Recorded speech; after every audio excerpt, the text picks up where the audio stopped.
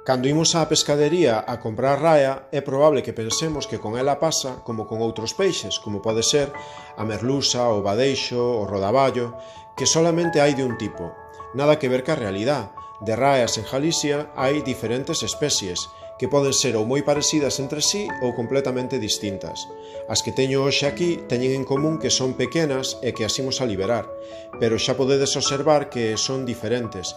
Hai unha que é como color café con leite, que é unha raja microcelata, e as outras dúas son probablemente ambas raia de clavos. A raia microcelata é moito menos abundante. De feito, se vivíramos en calquera ciudad ou pueblo do mar Mediterráneo non a poderíamos ver, pero en Galicia, sí, en calquer punto da costa. É isto importante? Sí, porque cas especies de raias pasa un pouco parecido como cos paxaros.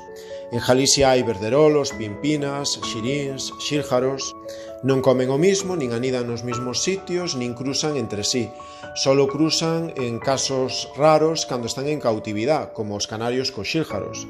Pero a realidade é que teñen hábitats distintos, teñen matices á hora de alimentarse, aínda que a súa dieta principal é de granos, e hai algúns que son como moi escasos, aínda que son todos escasos hoxe en día, pasa como no mar. Pero sobre todo, por exemplo, os xílgaros non se ven moitos. Imaginadesvos que desapareceran? Sería terrible.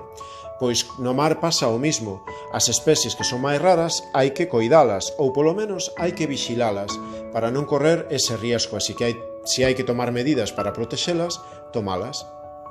A riqueza no mar non é solamente que haba abundancia, sino que haba diversidade.